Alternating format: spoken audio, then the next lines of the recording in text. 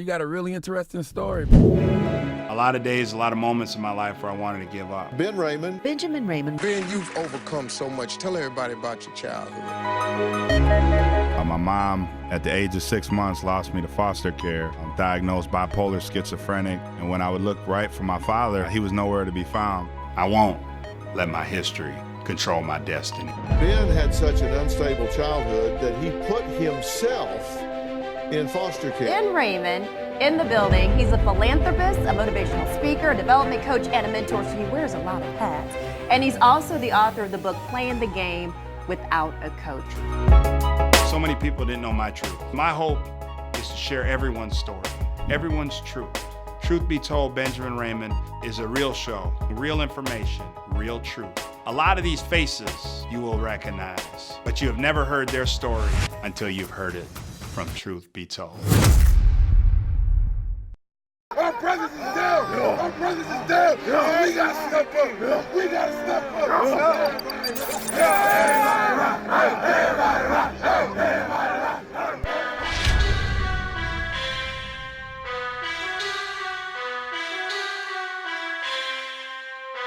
Pressured and sacked! Dropped! Sacked! And a sack! Big Shawn Oakman wraps up the quarterback.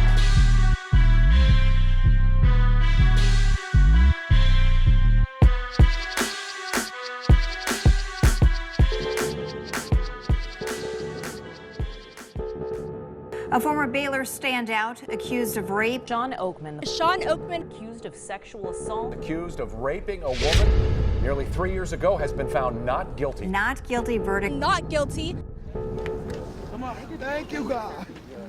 Thank you, God. They slander my name. They fire my coach. I was a leader of Baylor, of Waco. They took us down from the top. They took the best player off the field. They took the best coach out of the Big 12. You're 26 years old. Yes, sir. You got a long life ahead of yourself. What do you think your plans are? I'm gonna play football. I'm gonna play football.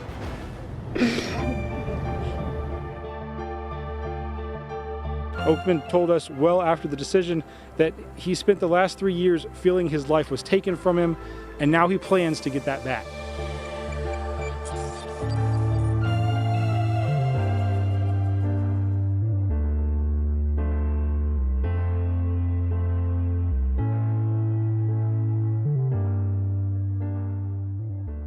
When you found out that something was said, the accusation happened, where were you when that happened? I was in bed. Roommate was calling me. Stayed at a friend house. Roommate was calling me. The funniest thing, like, I'm so on cloud 9 at this time of my life. It's like I had no clue what's going on. So he calls me. He says, 2 weeks before the draft. 2 weeks before the draft. Called me like 7, 8 a.m. Hey bro, cops at the house. I'm like, bro, what you do? Yeah. He said, they're not here for me. They here for you. I said, okay, bet, I'm on my way. I'm still not thinking. Still have no clue what's going on. Get to the house, they say, you know such and such? Yes, I do. Were you with such and such last night? Yes, I was. Did y'all have sex? Yes, we did. Well, she accused you of sexual assault. Really? I don't believe it. Immediately called her twice, no answer. Called my agent next. This girl accused me of sexual assault. What should I do? Give me a lawyer number. Call a lawyer. Don't say nothing to the police. Let them do their investigation, and that's that. Me being so naive, me thinking I'm bigger than what I am. Okay, I'm gonna let them do an investigation. I'm not worried about anything. Yeah. It took 3 years. It took 3 years to figure out nothing. There was nobody I could reach out to say, how I'm supposed to do this, how I'm supposed to do that. Because nobody I know ever been there. But ever even been to college. Anybody could be accused of anything. Yeah, for sure. But never walk through what you're going through. Or have a name. Or have to walk around with your face on TVs and posters and things of that nature. it becomes a whole different level when they give you a name, they give you a picture. And so it's just what they portray you as. No one heard my words that whole time. Whole 3 years, I wasn't able to say nothing. Never said a word. Not a word. And so it's just, he's this, he's that, he's that. And I just gotta sit there. We gonna see. We gonna see. That's all you can really say. You really try not to say anything because it's so emotional. Yeah. It's everything you work for, your whole life. What were those days like? When my father got sentenced to 25 years a few years ago, I was in the courtroom. And months before, they offered him a plea deal, which he refused to take. So they were offering him 10 to 15-year plea deal. I didn't, at that time, me personally, he didn't have the funds to be able to have a great lawyer. Just anybody in general don't have the resources to have an attorney, and that's what I want to talk to you about. And to see him get sentenced when that gavel went down, 25 years, my father goes back to prison. I literally stood in the courtroom for 5 minutes in shock. I had to ask the lawyer, what did the judge just say? Yes. You were in a moment where you didn't know what the answer was going to be. You have faced dark days. What were those days like leading up? You knew that you didn't do it. And they wanted you to take a plea deal, right? They wanted me to take it. They offered me probation, like 3-year probation. And you refused, why? You gonna offer me probation? And on the other hand, you offer me 20 years. Something wrong with that picture. You don't give somebody 20 years and then offer them probation. It just doesn't equate. And also I knew if I took a plea, my dream of playing football would never have happened. Would never be even, we wouldn't be sitting here today if I took a plea. Walk me through those days by yourself, because I know what those days were like watching my father from afar, but I didn't know what it was like for him. What was that like for you? So, I'm gonna tell you, I was in North Dakota for 6 months. A McLennan County judge today postponed the decision of Shawn Oakman's request for a change of venue, at least for now. I was supposed to go to court last September. So I come back from North Dakota, living in Dallas, getting ready for court. This is around June, July, August, just getting ready for court. They're supposed to have the court September 10th. Okay. Every day I would wake up, I would go to sleep, I wake up at 4 o'clock in the morning, every day. Every single day until September 10th. They pushed it back. Woke up every day at 4 a.m. What reason? No reason at all. No reason at all. Just my mind just keeps going. What if this happens? What if that happens? But I try to narrow it down. Yeah. Like, it's not about what about me and feel sorry for me and what about it? It's not about that. You cut all that out, and it's about how am I gonna get up every day and keep going? Because if I stop, I'm an animal person, and I had dogs, so who gonna take care of my dogs? Who gonna go take care of my mom? I'm the youngest of my brothers and sisters. No one has done it. I haven't seen it. So I can't put trust and faith in everybody else to take care of the things that I feel need to take care of, because they haven't done it. And it's not a knock to them. I just think it was put on my plate to do it. Yeah. And so when they sit there and look up at you and you the youngest one, you have no choice but to fill those shoes of a father and feel like you need to take care of your family, even though you the youngest. You have no choice. What is that like, not having a father? How do you think that played a role in your life? Definitely played a huge role. A mother only could teach you so much, and a stepfather could only teach you what he knows. Yeah.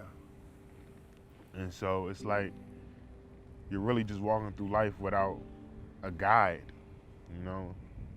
And whether you're close to the Bible or not, somebody taught him, somebody taught your father, somebody taught God, somebody taught these people how to move. Yeah. And if you don't got nobody teach you how to move, you're gonna move in a total different direction. You lost. You just here, there, back and forth. And so you just, it's hard. It's hard, but for me, it was so normal. It was so normal not to have a father. I never seen my father. The first time I met my father, it was at the DNA house, like to swab and figure out if he was my father. Never seen him after that. The next time I seen him, my father, he was in a casket. Passed away from cancer. One of my twin sisters had called me, said, you might want to call your daddy. It took me 2 weeks to call him. He died that very next day.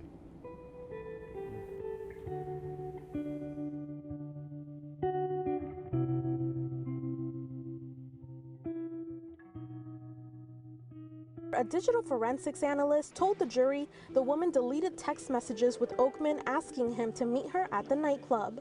During closing arguments, the state told the jury to consider Oakman's height and size and that he is capable of carrying out a threat. God made sure that justice would be served. And I'm glad that it was unanimous. I'm glad that we had this opportunity to prove beyond a shadow of a doubt that Shawn Oakman was robbed of this time period. Why it's so important, why I wanted to share your story is like, everybody has a truth. No one really knows the Shawn Oakman story. A lot of people didn't know mine.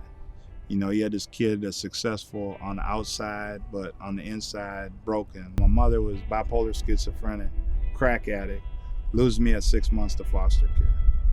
We bounced around house to house. So seeing some of the instability in your life was like, I knew like how much we related to each other. Yeah. My father, see him once at 7, don't see him again for 20 years.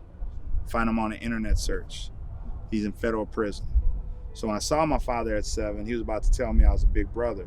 Didn't get to do it because the cops came at the house. Yeah. My mom had called the cops on him.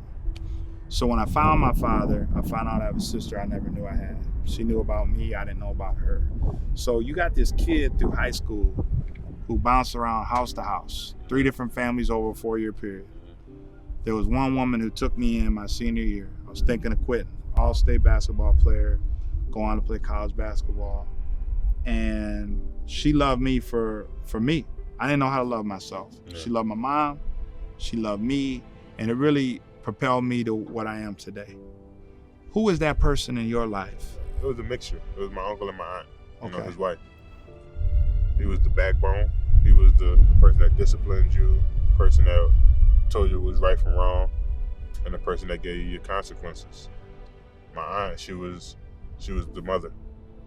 She was the one that wouldn't step on his toes, but let you know it's gonna be okay when you did mess up. And so I got a post on my Instagram. It was around Mother's Day. So I had my aunt and my mother. And I say, pray for the ones that need 2 mothers to survive. And that's how I felt. Because without that mother or that 10 or 11 care that you're supposed to get, it's a rough path. It's a rough path to go down when you feel like don't nobody love you. What was Philly like for you when you said no one loved you? Like what was Philly like? I had nothing. The person that's supposed to love you and care for you no matter what was my mother. And when she decided to do whatever she decided to do. And what was that? To use drugs and not be home. And once she made that choice, you know what I mean? I couldn't, at that point in time as a child, I couldn't forgive her.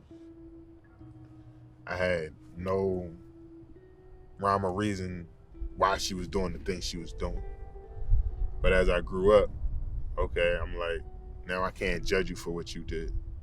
because it was the only way you knew how to cope with what your problems were. How did you put it together? Like, you knew your life was different than a lot of the other kids. What were some of the things that you were seeing?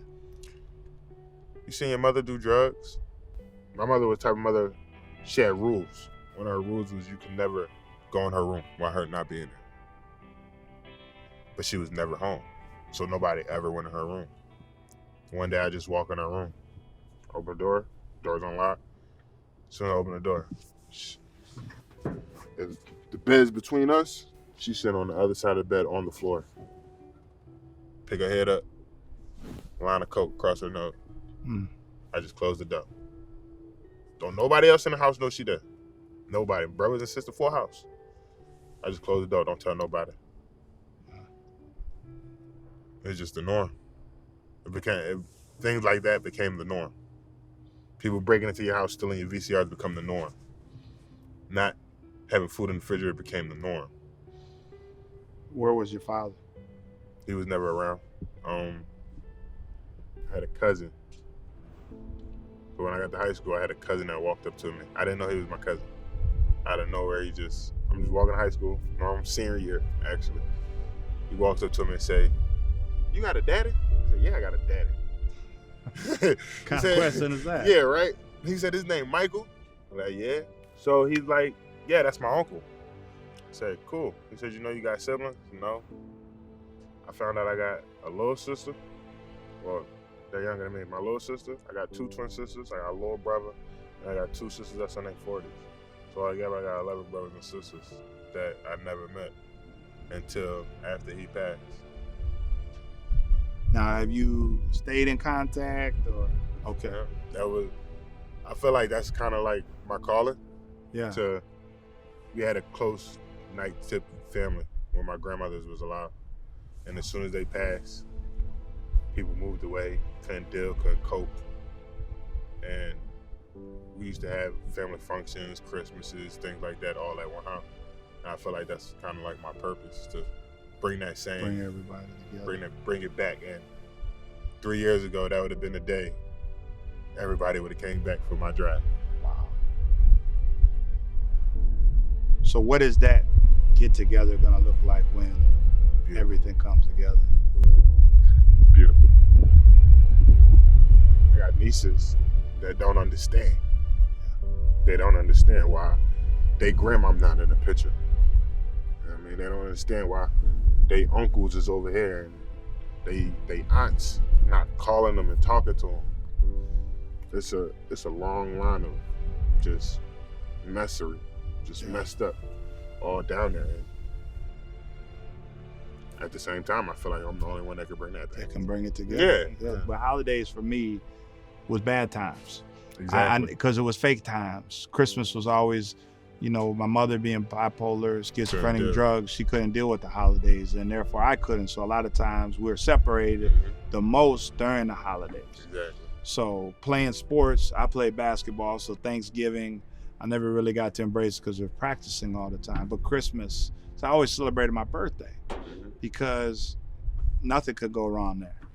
And Christmas and all these other holidays were sad times. What was the holidays like for you? Because you had a lot of dysfunction. Sad times as well. You get to a point, and just like you said in your career, where you're playing basketball, you're practicing. So New Year's, I'm getting ready to play for games. Christmas, I'm getting ready. I'm not going home for Christmas. We're getting ready to play for a New Year's Bowl. Thanksgiving, I'm playing. I'm in the middle of the season. So I don't have the luxury of being able to fly back home to see my family and fly back. I mean, everybody I played with lived in Texas. So it was easy 3-hour, 4-hour drive. I'm 1,300 miles away. But it's definitely not one of my favorite times of the year. Just because I'm working. I'd rather be working.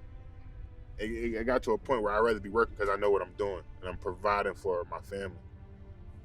But now it's just, damn, I missed birthdays, Christmases for 7 years. 4 years of college and 3 years fighting for my life. You can't get the time back. I can't get none of that back. I can't. It's not the same. you don't feel the same way. So it's just like, those times for me is just times of peace. You know what I mean? Times that you just sit back and reflect. Like you said, your birthday, I don't even like celebrate my birthday. Why? It's bad memories. I can remember one of my first like real cakes. I think I was turning 8 at that time. Spider-Man cake. Cupcakes around it. Little Spider-Man cupcakes around it. Next thing you know, my cake on the wall. Nothing I did. The situations of the home. You know what I mean? My cake's on the wall. And after that, I was like, what happened? So my mother, she had an altercation with her partner at the time. And altercation led to a fight. Fight led to my cake being on the wall. I had nothing to do with it. But it got to a point after I was adopted, they'll forget about your birthday. People are busy on your birthday. So did you feel like you were a part? Like a lot of people adopted or in foster care, like a moment for me was my senior year. I'm sitting off like how we are now, and they're doing the Christmas picture, and they're all white family taking their pictures, and they call me, Ben, get in the picture. I'm like, for what? And that's the first time I felt a part of something, because they sent this picture all to all their family, all their friends, as if I was their son. They didn't see color. And the question I have for you is like, what was that like? Whether adopted, whether being with your uncle, like you wanted to be with your mom and your dad, and circumstances didn't allow. What was that like, and how did that feel? it was, you put it on the back burner when you're a kid. You put it on the forefront when you're an adult, just to see how you felt. And it was heartbreaking, you know? I could call my sister, and she'd be like, I'm working my hardest to come get you. I'm working my hardest. But as a kid, that you working your hardest don't you need to don't be there. matter. You need don't, to be don't there. None of that matter when somebody working their hardest, because you a baby. At the end of the day, I was a baby, and no one was there. No one could take me in. No one that I wanted. You know what I mean? I got brothers that's 40 years old. You know what I mean? They were grown men at the time. They wasn't able to take me in. And so it's a lot of resentment. You know what I mean? You resent a lot of people. I was able to reflect and be like, it's not his fault, it's not her fault, it's not none of their fault. Our mother put us in a position the best way she knew how. And her best way, maybe not been the best way, but it was the best way for her. Because nobody taught her. Yeah. Nobody taught her. She had a baby at 13 years old. How can you raise a child and you a child? Yeah. My oldest brother is 43. My mom's 53. And for so many, how do you forgive someone for what they've done to you when you haven't forgiven yourself? See, I think a lot of times we fail to forgive ourselves. Like, am I different? Am I the reason? What could have I done? What could I have done better? And it's not that. It's not like, how have you been able to release? Like, I had to really let go in a pivotal moment in my life to forgive my father when he came back into my life. And then for him to leave, it was hard. Yeah. How do you do that, and how have you? Whether it be the person you were accused of, whether it be family members that have let you down, what is that strength? Where do you get it from? I don't know where I got that strength from, but I had this real powerful lady come pray over me one time. And before I said anything, she was just like, you have a lot of anger, a lot of built up aggression. And she's like, why? Like, my mom's. It's simple. For me, I'm a baby boy. And can't nobody hurt me more than my mother hurt me. And she was like, you gotta forgive her. How could I? So I called her. Like, I forgive her in my head, for sure. Released it. But I haven't told her. Yeah. So once I was able to call her and tell her, I'm not mad at you, I don't judge you for anything you did to me or you did for yourself. Because I can't put myself in your shoes. I can't imagine the things you had to go through as a child. So how can I judge you for the way you tried to raise me? Only thing I see is what I saw. And it wasn't all bad and it wasn't all good, but you're going to make out whatever you put in. So I try to look forward to the best, you know? My mom wasn't there, that's cool. I'm gonna make sure my wife gonna be there for my children. I'm gonna make sure I'm gonna be there for my children.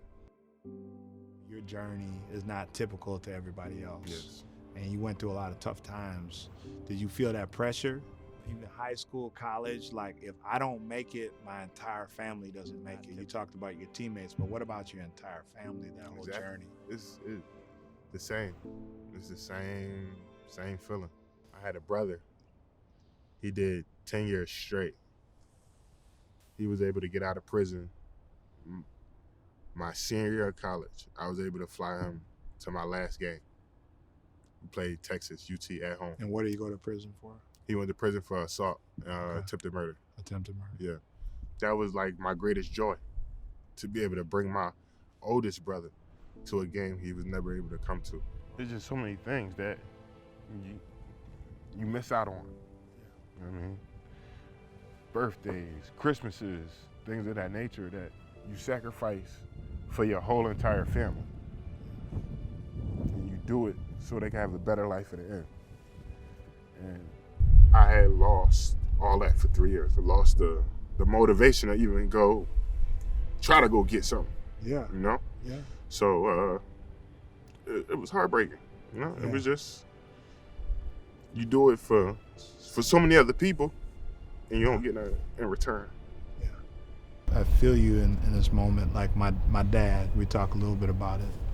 My dad, I find him at 27, nowhere in my life. So when we play in front of fans and stuff like that, I always look up and he wasn't there. Yeah. He wasn't there. And like what you're talking about right now, not a lot of people they don't feel that. And I find my father, and the scariest day of my entire life was the drive to meet my father for the first time in federal prison. And just not knowing. I mean, for so many years I had rejection, not there, pain. So your brother gets out, and 27 years is rolled into one emotion for me. And my father gets out of prison for 3 years just to go back in. Yeah. And complete devastation when it happened. Walk me through like your brother now, the relationship that you have now. He's out right now, right? Yes, sir. And how that's helped you even through your own journey of what you've gone through. Has he been able to be a help? Walk me through that. So if you ever met somebody that does, and in a long time in prison, they have nothing but stories. Yeah. There was a lot of stories he was telling me, but the only thing I really could take from it is that I never want to do 10 years in prison, no matter what. Like, that's probably the hardest thing he probably had to ever go through. Yeah. Stabbed in the back. Yeah. Cut, riots, all that. And not being able to see his family, and just the questions you got to answer after. Yeah. He got daughters. Yeah. There's just so many things that you miss out on. Like he was only able to see me play one game. So. And people don't get this though, and that's why I appreciate you sharing this, because when somebody goes to prison, everybody goes. Yeah. Like when I go visit my father, and to leave my niece, my sister, we all torn apart. Take a piece away from you. Every time. We can't call him, you can't answer the phone, your brother, he couldn't just come pop up on you before a game. Yeah. And I'm the type of person, moments. if I can't help, I don't want no parts. Yeah. So I didn't talk to him for 10 years. Wow. Not one word, not a letter, nothing. Church, family, workouts. Those were the requirements you had coming to Atlanta. Not everybody says that as a 25, 26-year-old young man. You've had to hold on to the faith through this journey. Where did that come from? And because people don't know that about you. It's rooted in us. My grandma was churchgoer. My great-grandmama was a pastor. It was just going back to the basics for me. The roots of how we got to where we were and how far we trying to go. And so it was kind of like the easiest thing for me to do, but at the same time the hardest thing for me to do, because you're giving all your problems to somebody that you never even seen before. And you're believing 110% that he's gonna walk you in the fire and walk you right out untouched. And so it's really going back to the roots. You can't beat this. Like I was saying, I'm not a lawyer. I'm not a doctor. I'm none of that. I'm only a person that's being judged on how he acts. And so naturally, who am I gonna get this to? Who can I put these problems and all my burdens on and not have them feel some type of way? Yeah. And that was God. Like, that was the easiest thing. I gave it to him. I said, you have it. You take all these problems, and I'm not gonna worry about it. But you sit back and try not to worry about 10 to 20 years in prison.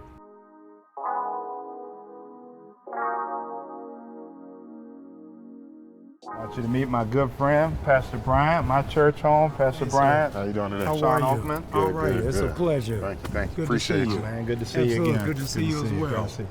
In your own journey, have you been able to relate with God in the absence of a biological father? If you go through it, like it just says, like if you go through the Bible, you know, there's nothing that somebody hasn't already been through that I haven't gone through, or that I'm gonna go through that somebody else hasn't been through. So you really can't feel sorry for yourself. I mean, you just read the word and there's stories for everybody. Whatever the story is just, you gotta pay attention to which story is for you. I went through 2 paid lawyers. Second lawyer, it got all the way to trial. Like the week before, she needed $60K just to step in the courtroom. I already gave her $60K up till trial, but she needed $60K to step into the courtroom, so she dropped my case. I didn't have it. That's when I got the public offender. But before that, I was basically had one of my bowl game rings. Sold my bowl game ring like on eBay. No way. To pay for my lawyer. Wow. Wow. You're gonna get it all back. I ain't worried about it. I ain't worried about it. You know, it's gonna be better. Yeah. So. How do you now move forward in knowing truth, even when you have to fight opinion? You don't fight the opinion. You know the truth. I said I gave it away to God a long time ago. Yeah. I'm not a lawyer. Yeah. I'm not a judge. Yeah. I'm not a prosecutor. I'm none of that. Yeah. The only thing I could do is put it in the hands that I know. Yeah. I wanted, if I were to draft you on Good Friday, say, man, I want my new friend to deal with this message on forgiveness. How do you deal with forgiveness while you're still in pain? You gotta know it's something better at the end. Yeah. You gotta believe that there's something better at the end. Yeah. For me, it was just, I knew God couldn't let me down. Yeah. Anything I had been through, ups and downs, Yeah. I always end up on top. Wow. Always. Wow. I have a dream I would be walking down the courtroom steps. Yeah. That's all I needed. Yeah. It's He just set that picture. He set the picture in my head. So I was focused.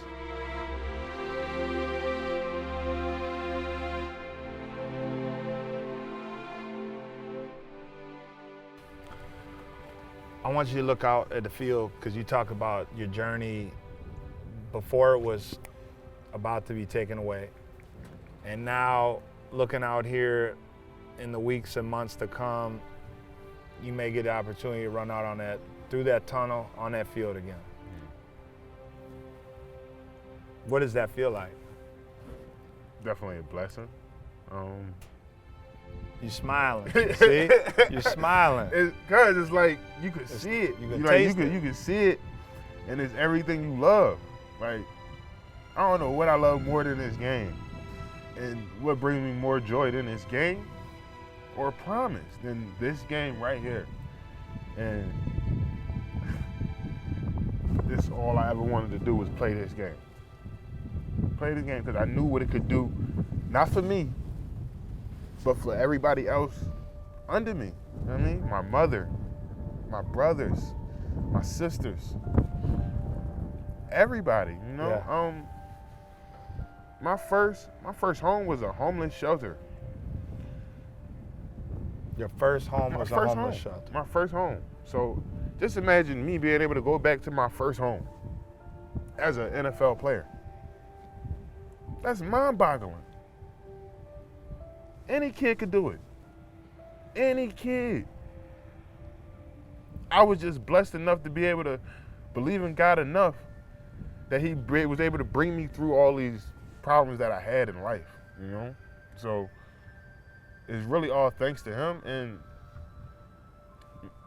give the glory to him, because I could be bitter. Yeah, I could you be could. sad. We talked about it. You could be mad. You could be angry. All of those things, but you're not. What are those things gonna do? I'd rather show more love and get 10 times more love back. If you get the call tomorrow for a second chance on you already got it on life, yeah, but on the football field, what are they getting from you? Everything. Everything I got. Everything that's inside me. Everything that's around me. They getting my family. They getting everything that we ever had. You know, it's a long generation of Oakmans that they're gonna get, and they're gonna get the best one. What are they getting as a teammate? A leader, a natural born leader. That's gonna lead by example each and every day. Off the field. A natural born leader. Someone that loves his community, someone that loves people, and someone that would do anything for anybody. What do you feel like you've learned through this time, just overall, like you were exonerated, but that doesn't take away all the darts that was thrown at you. Yeah, all these darts thrown at you. What are you feeling now? It's still not over. There's still darts and backdoor shots being taken, you know? Even though I'm exonerated, it's not like I'm getting my food on the silver platter. Nah, they still want to see me grind. They still want to see me suffer. They still want to see me struggle. People don't really know though. No, you didn't walk out with a big blank check. They just said you're exonerated. They just say you free. And here you go. What did they give you? They didn't give you nothing. They give you paperwork to sign, say you ain't got to report to the state no more. That's it. That's it. They don't worry about nothing about that 3 years that you had to do. Nothing about the money, the millions that could have been. Doesn't matter. Having my name is good enough. Having my name cleared is good enough. For me, it's good enough for me, because everything I want, I could go get. They say, never pray for God for things that you could get or control. I could go get this bag.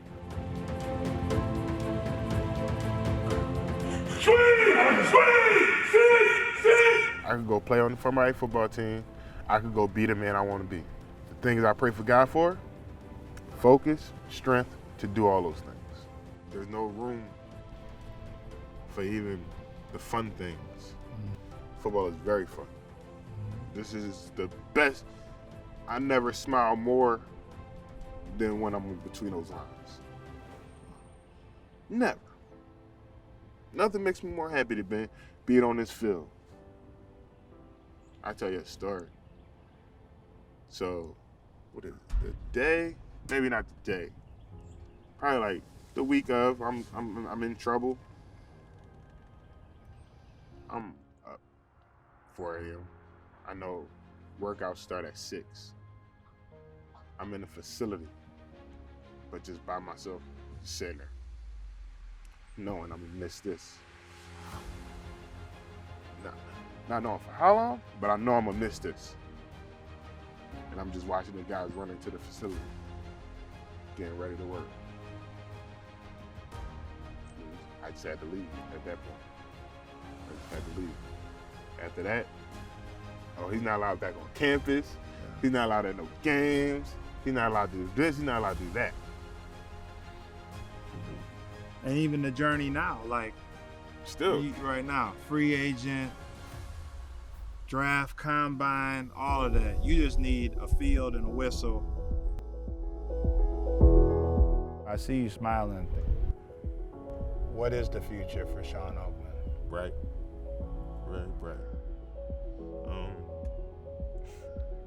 It'll scare you just to think about it. Just take it in. Yeah, it'll scare you to think about it because you don't want to plan it. You can't plan your own future. I mean, I tried to plan mine before, and it didn't come out the way I planned it. I gave the plan to God, and wherever He taking me is where I'm going to be. I can tell you one thing: your heart, your passion, where you're going. I see nothing but great things in store for you, man. I think if you learn anything about Shawn Oakman, he's a man of faith, he's a man of hope, he's humbled, and I think everyone out there needs to give this man a second chance. And I think this is a person who, if given a second chance, will do more with it than anybody else out there. You know, in the last few days, you know, I've gone to church with this man, I've worked out with this man, I've seen a person who said, the two things he wanted this whole weekend was to go to church and to work out. How many young men say that?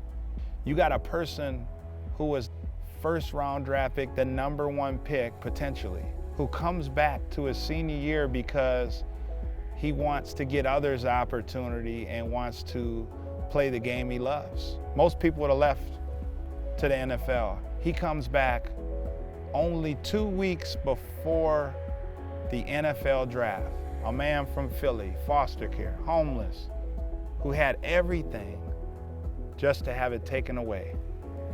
And I'm hopeful over the next months and years to come, he'll get that same opportunity because I think this is a man who's humbled, who's changed, and can take this platform and show so many millions of others and not giving up, keeping the hope, and understanding that you can't judge a book by its cover. The Shawn Oakman story will continue. We will be there to cover it. God bless.